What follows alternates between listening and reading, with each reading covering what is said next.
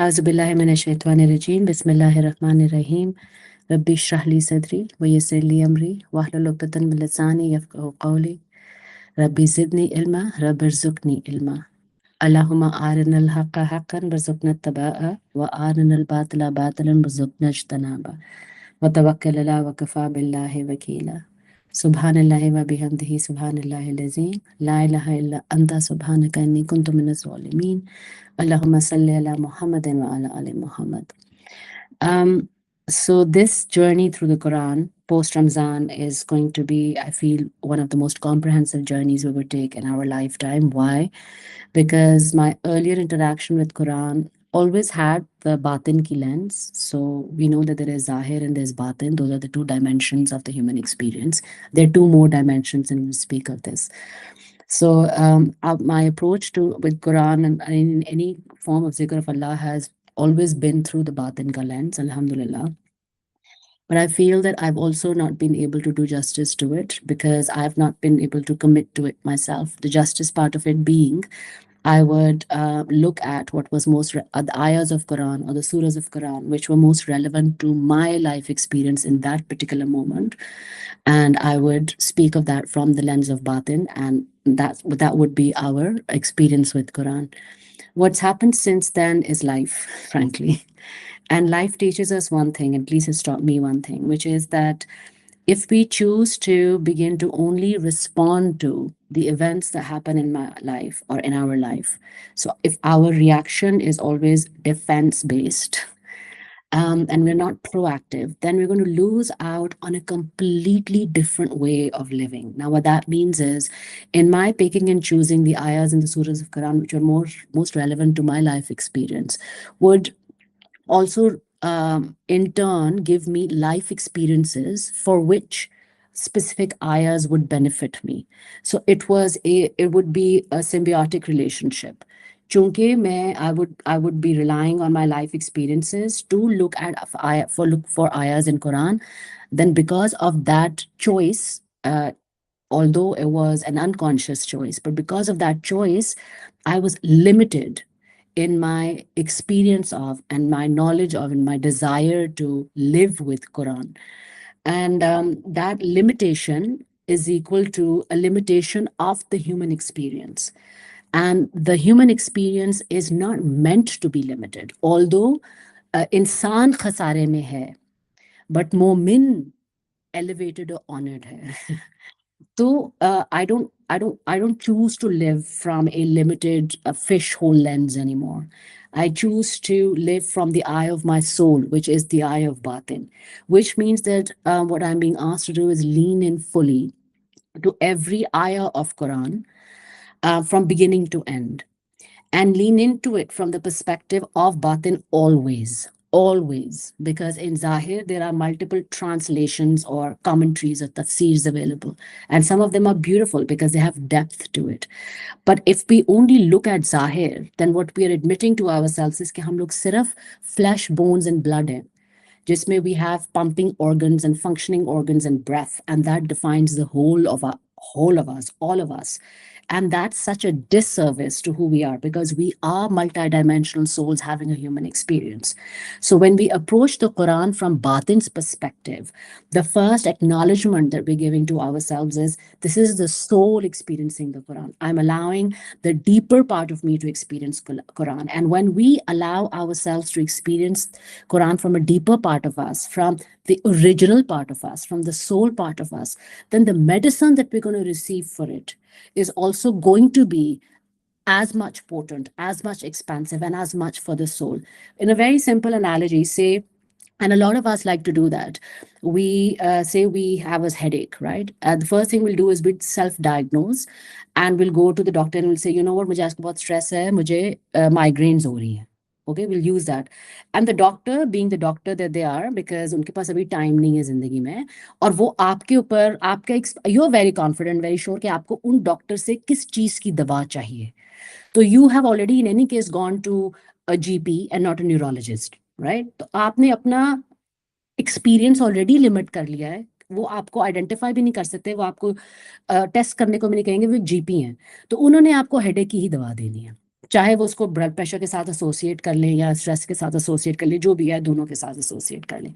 But we have, because we have self diagnosed, already deprived ourselves of the experience of a neurologist who would actually deep dive to understand the various factors operating within our system right now and see what is actually happening, of which headache is an effect or a result or a symptom.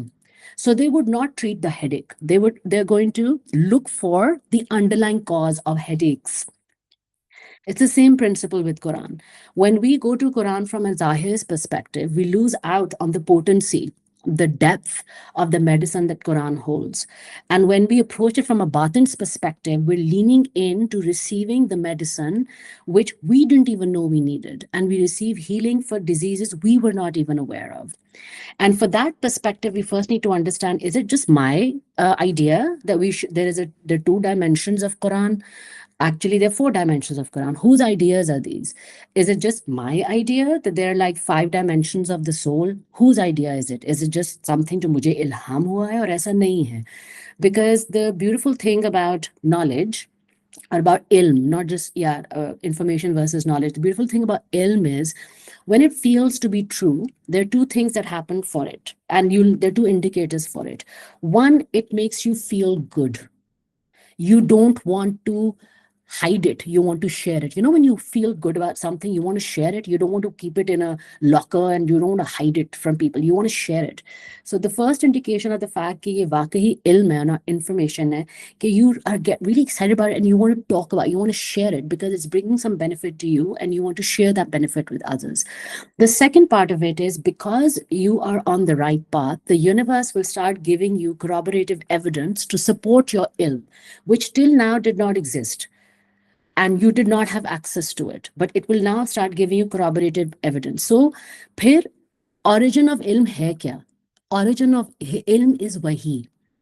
Is wahi only the property of Paighambar? No.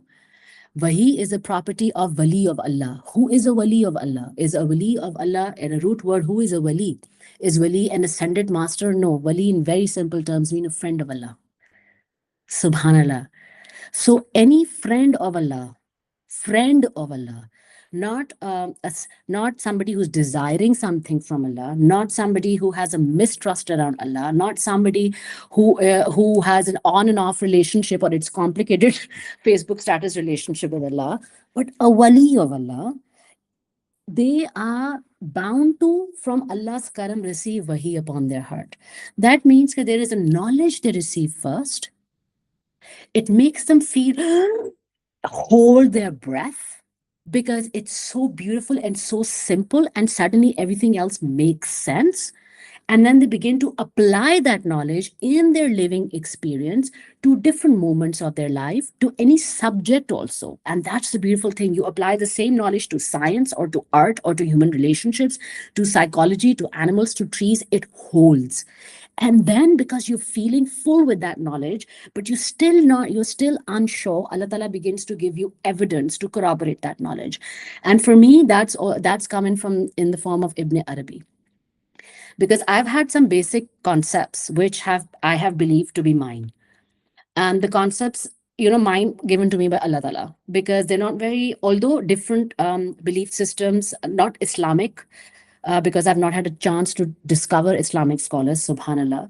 So in my limited exposure, I've had different belief systems which talk about time traveling, which talk about dimensions of the soul, which talk about the astral records, which talk about past life regressions, which talk about the shadows. आपके जो Carl Jung वगैरह वो सारे shadow self की बात करते हैं. And then there's a divine self. Then there's a perfect human from Da Vinci's perspective. So this every like arts and science and philosophers and sages have all come together to give me that information, but not from Islam. And then Ibn Arabi he is the pioneer, the experienced traveler through the dimensions of the universe and he's basically, it's a travelogue.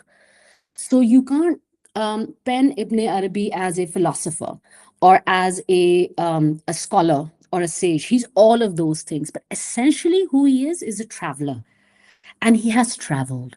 And so his books are not for non-travelers. When you try to read bezels of जो भी उनके दो तीन फुसुल हिकम है, या मुझे नाम नहीं उनके पता है, फारसी में है, मुझे नहीं उनके नाम ज़बानी नहीं मालूम है, लेकिन when you try to read those books, because Allah knows I've tried to read one, it's complete, it's like a code. It makes, it just feels like it feels disjointed. But when you begin to experience his book or any of his books, and you begin to understand that you don't actually understand Quran or what Ibn Arabi is talking about insan and the ruh through the mind.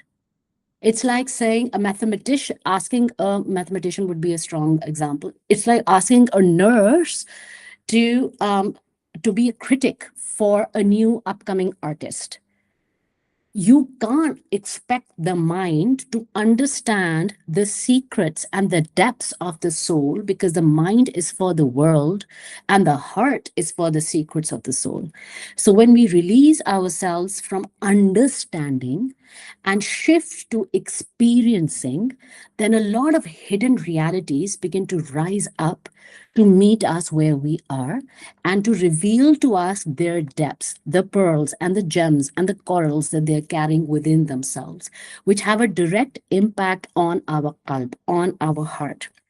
So for me, before we go on to experiencing Quran from Alif Lam Mim, inshallah, we're not going to be doing Surah Fatiha right now. I don't know why, and may Allah guide me on that. I mean, Alif Lam Mim and the second ayah are the ones we're going to be doing. Before that, I want us to experience and experience with your eyes closed. Don't try to understand what I'm saying, but try to experience the meaning of what Ibn Arabi talks about when he says that there are 5 dimensions of the soul, when he says that there are 4 dimensions of Quran, when he says that in my Miraj, I have traveled through 7 heavens of the soul, and in each heaven, I have met a different prophet. And each heaven is a dimension linked to each day of the week. And each prophet's wisdom or gifts on that plane are perfectly synced to that plane, because they reveal the lifetime that they have led in receiving those gifts for that particular plane. Again, the words that I'm speaking may not make sense, but if you just allow yourself to just close your eyes and receive it, you'll begin to understand none of this, subhanallah, none of this is new. The reason why you will understand it, if you just a simple act of closing your eyes, is an act of defiance against your human mind or your human system. And the defiance says, I'm now tuning back in. Shut off outside world, shut on inside world. Come on, inside world. So this act of defiance is a powerful activator for us to tune back inside. And when you begin to receive the words of Ibn Arabi, as I share them with you, inshallah, just now, you will begin to remember them to be true. And if you don't remember the words themselves, the terms themselves, the meanings themselves, then I congratulate you.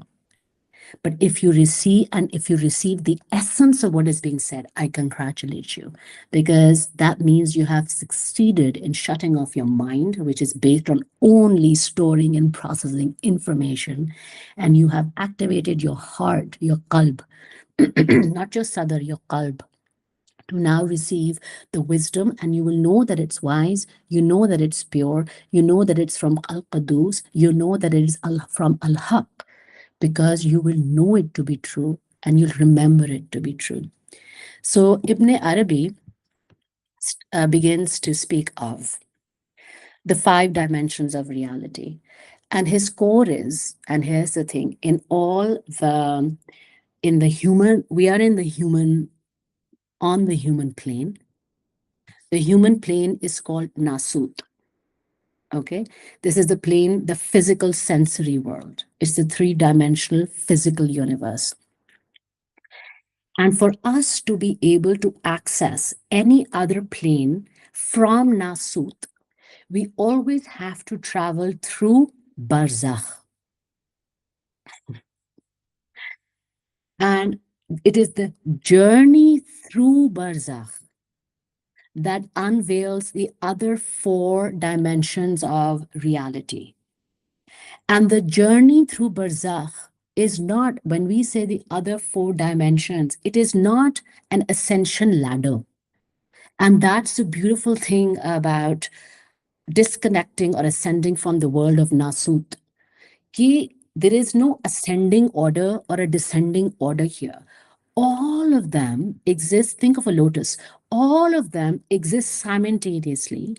And as we tune in through the barzakh, where there is no time and no space, the depending on the desire of the seeker and the state of the qalb, we end up activating or tuning into. We don't activate. Those realities always have existed and always will exist.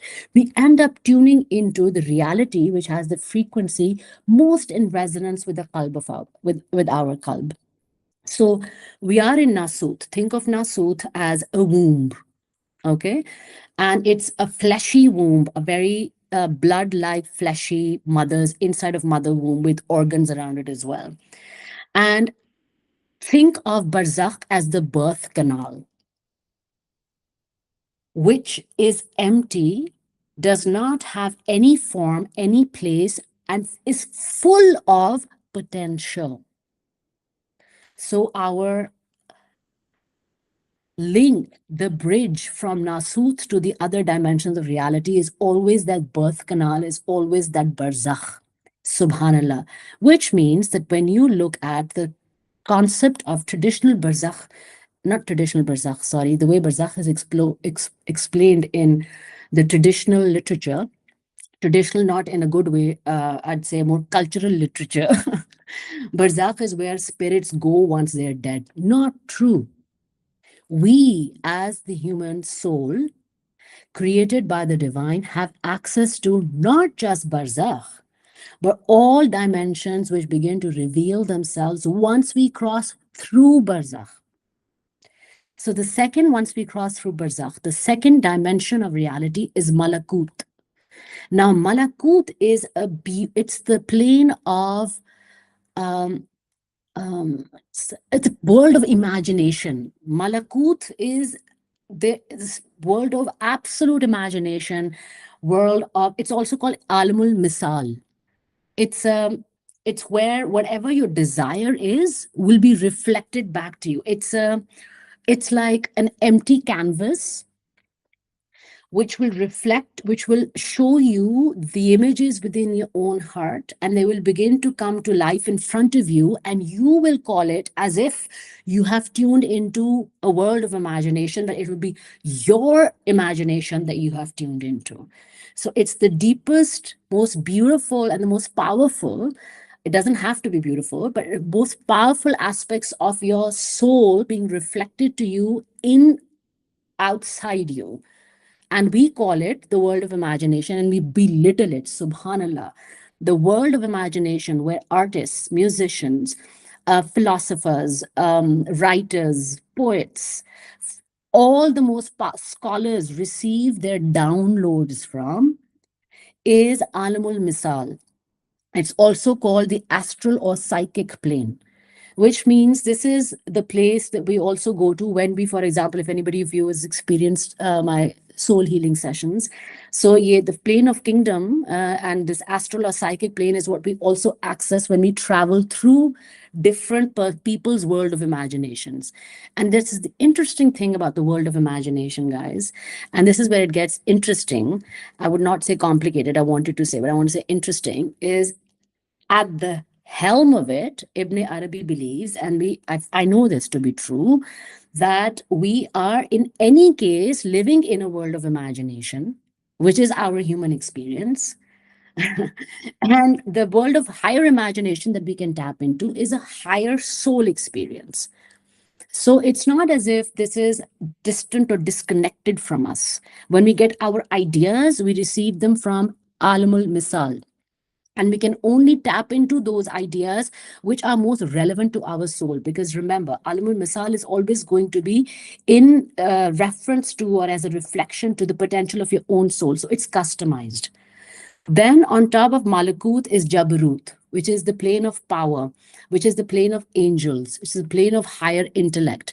Now, this is also the plane where um, When something, this is the plane of cause, this is where things kick off into action to create an effect, and which may not look wise or hakim to us. So, for example, just in a very basic way, the Palestine ki war is has originated from the plane of Jabarut, because it's the plane that has activated something into movement. It has caused something to happen with ripples that we cannot even begin to imagine. And we are seeing some forms of those ripples with the largest number of influencers and influential people and regular people reverting because of Palestine. And also we know that this war is a key activator for the end of times, for the Dajjal and for which is the Antichrist, Gog Magog, and then the Christ consciousness. So this had to happen. This has to happen. So before before this Palestine war even got activated, there's something else that happened. There's something else. So all of that originates from. Remember, who received the orders from Allah and brings them to the earth? Angels. So Jabarut is the plane of power where what Allah has decided, Allah has ordained, begins to be put into effect, and it's called the causal plane. Now, above Jabarut is Lahut. Now, really imagine what we tune into when we do the zikr of Allah's names. Lahut is the plane of divinity, where the divine names and attributes emerge. And it is the plane of pure potentiality.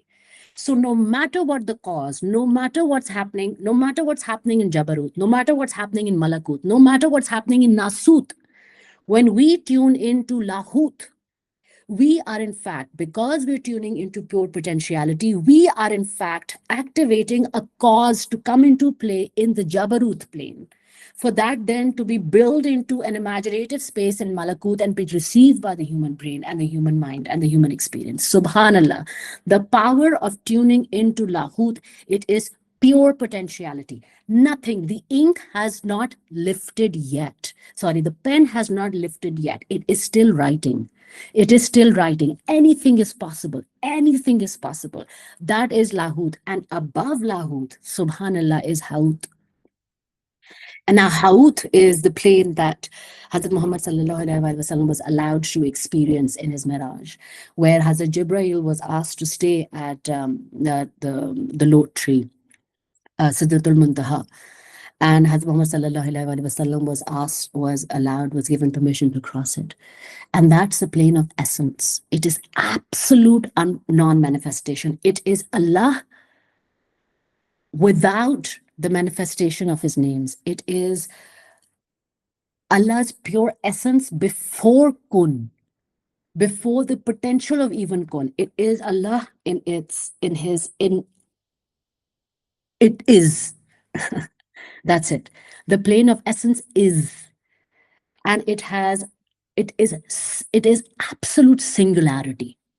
So every time, now feel into it, every time we say the kalama, La ilaha illallah, we are tuning in, we are not pruning, we are fine-tuning our antenna to receive the blessings of Haut, the singular, unmanifest essence of Allah. And so when we now see that we are on the Nasut plane and our access is to Malakut, Jabarut, Lahut, Haut, and we have been given codes, like any powerful traveler would be given codes, not just for survival. Yes, for survival, but also for a traveler has been sent to a planet to habitat, to what's it called? To make a home there, to bring it to life, to place a system there. We have been sent as a Khalifa. So we are not just going to be given codes for survival. We have been given the codes for thriving. And we have been given, because this universe that we've been sent to, this earth we've been sent to, is the center point of all other universes. Remember, it's the lowest plane of the heavens and the highest plane, subhanallah, of hell. Because it's the center point of all potential realities. Therefore, the human traveler, the soul traveler as a human being, has also been given codes and access to all dimensions which have ever existed, including Haut, the ones where Jabarut does not have access to, the Malaika don't have access to. That access has been given to the Khalifa of Allah. And then to say, and just to say, Quran is a kitab. Isn't that so funny? Isn't that like, yeah, sure, Nasut in the world of humanity, in a physical sensory word, of course it's a kitab. But are we here as like who? अगर कोई खाली flesh और bones की कहानी थी तो it would have been the most boring story in the world. Nobody would have wanted to experience it, much less like repetitively so.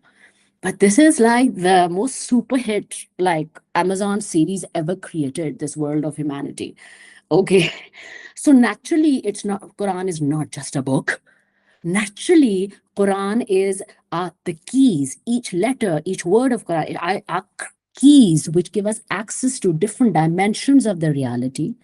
And how do they give access to it? And that's where it becomes even more interesting, because Ibn Arabi speaks of the four dimensions of Quran.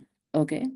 And the what he says about the four levels of every verse, he only speaks of the four dimensions of the verse for the heart, because the heart, and we know that, is the only infinite dimension. So as I said, when the traveler with the heart and this particular qalb was sent on this to this earth, they weren't just given codes for survival. We were given codes for thriving and for activating multidimensional universes. Therefore, if that traveler has all of these codes, then they need to have the ultimate master code that can activate and hold the frequency of all of these dimensions. And therefore, the heart, and therefore the qalb, and therefore the heart is the only infinite dimension. And the Hadith Qudsi, where my earth and my heavens contain me not, but the heart of my servant contains me. Subhanallah. And I just want to sit with this for 1 second for this beautiful hadith. The creator of all dimensions, the creator of the most powerful, magnificent things, is telling us the biggest secret there is. We're always on the lookout to find out new things, right? We want to know what the secret of the universe is. It's you. It's your heart. Allah Ta'ala said it. It's like my heart, my earth and my heaven, they could not contain me and they cannot contain me. But the heart of my abd, the heart of a moment contains a me with a capital M, me, Allah, the essence, the haut, which is beyond manifestation. So, because this heart has been created as an infinite dimension, it is constantly in a state of motion. Remember, we can hold our breath and it slows down the heartbeat. But if the heartbeat stops, we don't exist. So, this constant motion, qalb, the one that flips one way or the other, what is this flipping? What is this movement? What is this movement? It is a constantly revealing divinity in new forms. कभी darkness में आपको अल्लाह मिलेंगे, कभी आपको light में अल्लाह मिलेंगे, कभी जानमाज में आपको अल्लाह मिलेंगे, कभी आपको फूल के अंदर मिलेंगे, कभी आपको red light area में अल्लाह मिलेंगे, कभी आपको मस्जिदों की दीवारों में अल्लाह मिलेंगे, कभी आपको टैटू के अंदर अल्लाह मिलेंगे, कभी आपको कुरान की कैलीग्राफी में अल्लाह मिलेंगे. This constant turning of the qalb, which is looking in everything that they will ever see, चाहे वो कूड़े के ढेर हैं या महलों के गुंबद हैं, they will always see. The qalb is designed to always seek their creator, because they know that there is no space which is the absence. La ilaha illallah. There is no space that is the absence. So why does this heart, this infinite dimension, why is it not still? Why is it not okay with just being static, being still? Because it is always searching for a new way of loving its creator, for a new way of seeing its creator. Do I see him there? Yes, I do. Do I see him in this song? I do. Do I see him in that Netflix series? I do. Constantly turning this way and that way. And the turning, though, in the turning, and there is great reward in turning, which is why the one who returns is the one who's most honored by Allah. There's great reward in the turning of the qalb. The problem is if the turning में एक जगह आप थोड़ी थोड़ी ज्यादा देर के लिए ठहर जाओ. The great reward in the turning of the qalb is because, and I'm saying it's a reward because Allah says, I will not guide you constantly, I will forgive you constantly. Because people have, subhanallah, look at Hazrat Umar's story. Subhanallah, he was an alcoholic. He was the great warrior. He had a completely different lifestyle. Subhanallah. That was his choice. That was his life. But as a result, not in spite of, but because of that life, the level of iman that he received is incredible. And therefore, when the heart flips to the darkness and we say, oh, they are gone, no. Allah is saying they are being prepared to come back to light. And when the dark comes back to light, flips back, my God, the power it holds. It never comes back less. When dark returns back to light, it never returns less. It always returns fuller, more activated, more potent, more expansive. Subhanallah. So, for this qalb, Ibn Arabi says, this qalb which has been designed for us, the qalb which is constant in the state of turning, the qalb which is a shisha, which is a mirror, while the thought, the intellect is fixed, qalb is constantly in motion. You can give up on your mind, you can't give up on your heart. The mind can stop working. The human's heart is large enough to travel through all dimensions, and it can become whatever it wants to become. Subhanallah. That's the power. That's the power of the human experience. One second, please. I need to pause. One second.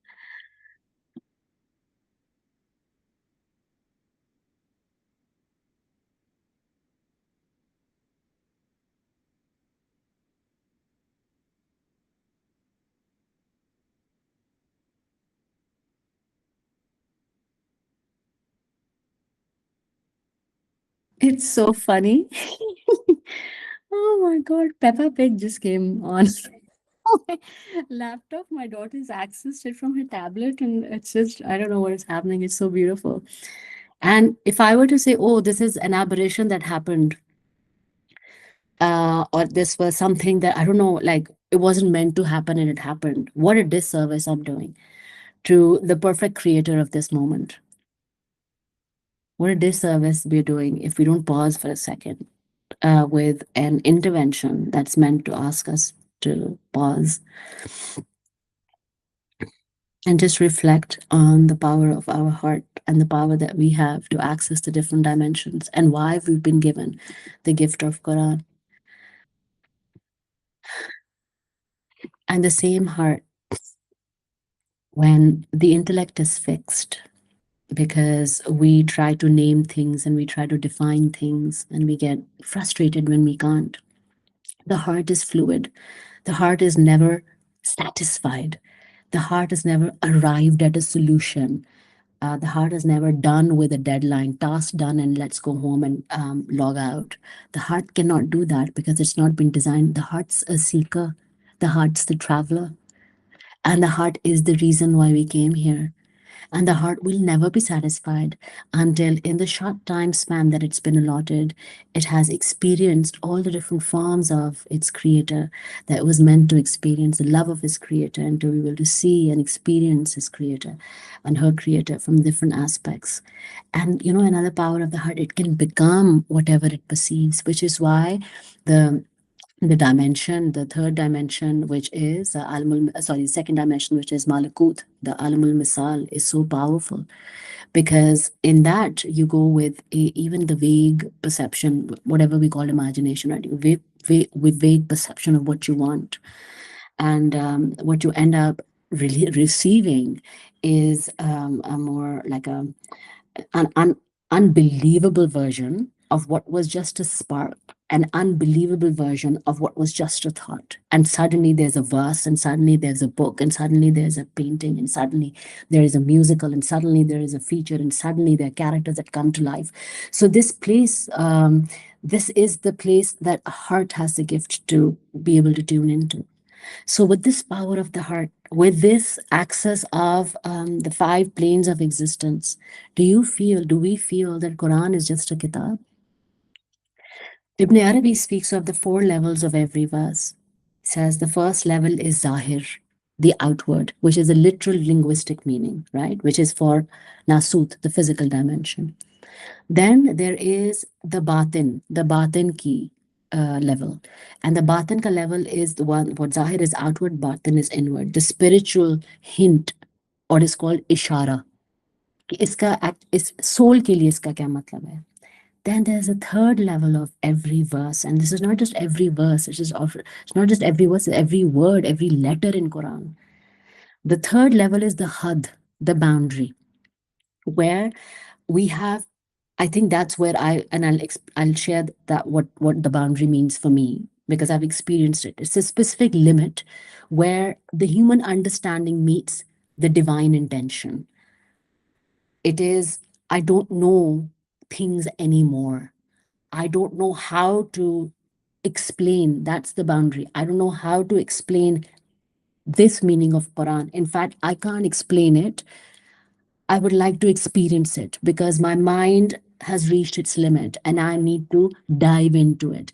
Which brings us to the fourth level of the verse, which is the matla.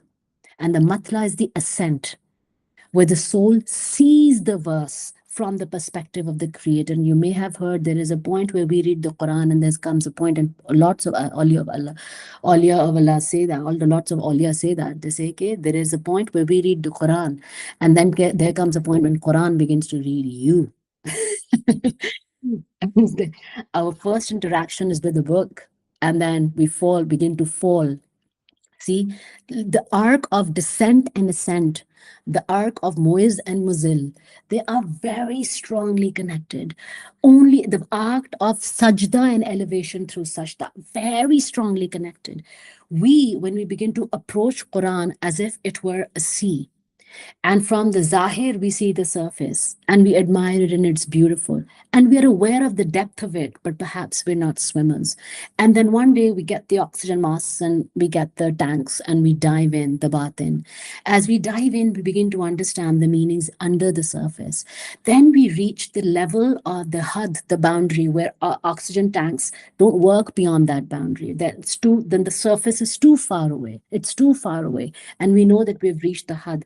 जब हम लोग उस हद पे पहुंच जाते हैं तो फिर हमें कहा जाता है फॉर द वली ऑफ अल्लाह, फॉर द औलिया ऑफ अल्लाह, कि अपने आप को फना करो, die before you die. That's the matla, that's the lookout point, and that's where the ascent begins, because then you don't go deeper. From this point where you have reached the boundary, from descending, you actually begin to rise back to the surface. But subhanallah, as you begin your rise back into that surface, you will know that you're never coming back from the same place that you went down from. Your ascent is always from different dimensions. The arc of descent, the return back, is never from the same road. And it's from different. So although it's the same sea you fell into, but as you begin to ascend, you're traveling through other dimensions, which are the dimensions of ascension. And as you begin to travel through those dimensions, we begin to experience the verses of Quran. So the last point is the experience of the verse of Quran and the Subhanallah Rabbil Alameen. I have no idea where this, I know where now, it's from Alim Misal, which is, I want us to experience Quran. I want us to start with Alif Lam Mim. I want us to look at the Zahir of Alif. I want us to look at the Batin of Alif, the Had of Alif Lam Mim, and the Matla of Alif Lam Mim. That means just close our eyes and ascend back to the surface through a different dimension where we get to experience Alif Lam Mim. Subhanallah. And the way, and because we're starting from Alif Lam Mim, Ibn Arabi, एक तो ये जो हरूफ हैं, ये different हरूफ हैं, right? इनको कहते हैं हरूफ मुकत्तियात. I feel that's what they're called, yes. So other than the हरूफ मुक़त्तियात, ilm Arabi also speaks of ilmul haruf. हर हर्फ का एक dimension है.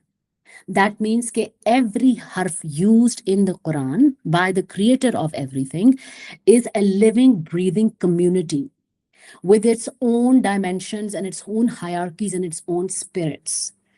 And he believes that the letters are the bodies of divine meaning. So all the complicated parts of Madiha's heart, that Madiha's body just never will be able to tell, but it holds all the meanings of Madiha's heart. But you only see Madiha's body, right? Similarly, we only see Alif Lam Mim, but imagine the complexity and the universe. The universes of Madiha only I know of. Subhanallah. And the universes of Alif Lam Mim, only the travelers of Alif Lam Mim would know of. And which is why there is the Quran, when it's spoken of as a kitab, kitab ki jo root word hai, wo kitab ki jo root word is actually means to collect and gather. Because the root is katab. And it also, this Raghib Isfahani, he's the 5th century scholar, says katab also means to stitch two pieces of skins or bring those two pieces together. Ibn Faris also states that the beads which are collected in a thread, those beads in a thread are called kutba. And so the plural of each bead, which is a khurza, is called kutba, and its plural is kutab. So it's now think of Quran not as a book. It is a gathering, subhanallah, a highly intelligent, highly potent, highly powerful gathering of all the hikmat from all dimensions into a string for you. Why? Who is the giver of this gift?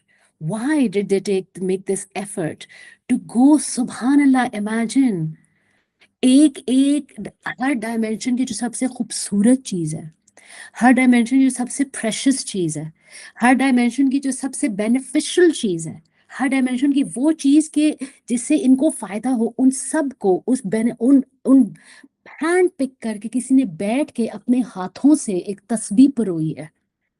Of jewels we cannot even begin to fathom. But okay, because the human mind likes the concept of jewels, think of rubies and emeralds and pearls and amethysts glittering down. Subhanallah, the all the the blue sapphires, my God, the pink, the rare pink rubies, all of them are each word of Quran. What a disservice if we were to look at how many surahs does the Quran have? How many pearls, how many jewels does the Quran have? Would we count the verses? No. We would count each letter of the Quran. How many jewels does the Quran have? You start with Alif. The second jewel is Lam. The third is Mim. The first is uske baad. The fourth is Zay. Zalika. Oh my God. And those are not dead jewels, and what a disservice to even call them jewels.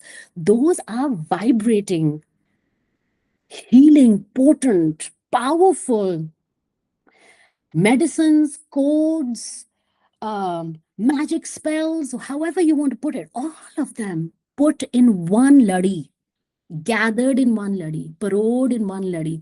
For whom? For me. For who? For us. For this human heart, which has been created to hold the magnificence and the depth of these jewels like no other.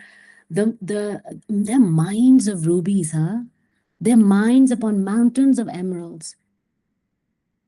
None of them as precious as they would sound. None of them, and there is beautiful depths of pure, clear, sparkling, sprinkling water, springs that would never dry out, subhanallah.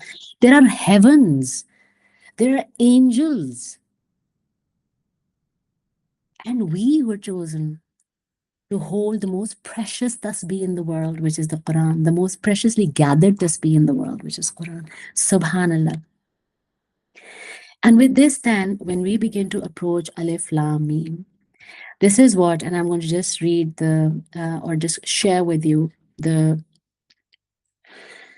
Ibn Arabi's take on Alif and Lam and Mim.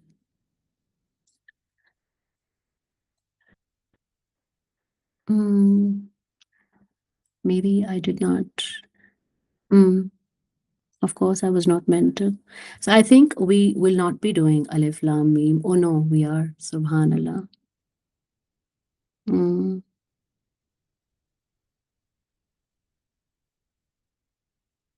We're not going to be doing Alif Lam Mim today.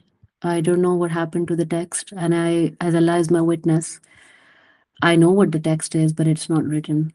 So we're not meant to do Alif Lam Mim today. Today is the opening session, and we shall leave it at that. Inshallah Rabbil Alameen. And we're going to close the session with a knowing, with a remembrance of what our heart is, and to not deny ourselves, the power that we hold in being travelers of our inner dimensions. And remember, those are the only dimensions which activate outer reality. बातिन की वजह से जाहिर है, जाहिर की वजह से बातिन नहीं है. So the seat of authority, the seat of creation, is not Nasut. It's not the body. The seat of authority, the one that actually directs, the seat of creation, the one that actually creates, is inside, is within. And therefore, we are the commanders of our own reality. We are the commanders of our lived human experience. And the more we are able to tune in to our seat of power, the seat of authority, which remember we did in Zikr, where we've tuned into our own pure potential, ground zero, our heart space, which is our takeoff point. That point, that's our access to, that's barzakh. Subhanallah, that's barzakh. That's pure, I mean, nothing, and from there you can go anywhere. So just the act of stepping out of Nasut into barzakh, into the birth canal, it's a powerful signal to all the universes, all the dimensions there are. I am not flesh and bones. I am not limited by the outside limits of resources and outside dictation of who and what my life should be about and what my desires and my ambitions should be about. I bow only to the one within me, and the one within me is I. And that I is Allah. Alif. Subhanallah, Alif is I. And you know, Alif, just on that, before we, a little teaser before our last session. Alif Lam Mim, because it's Quran, because it's beyond time and space, and because remember, always when we approach Quran, always approach it from the arc of descent and ascent. And always remember that जो descent है, उसके travel different हैं और ascent के travel मुख्तलिफ हैं. और descent के through होके जो ascent के travels हैं, वो बहुत ही honored हैं.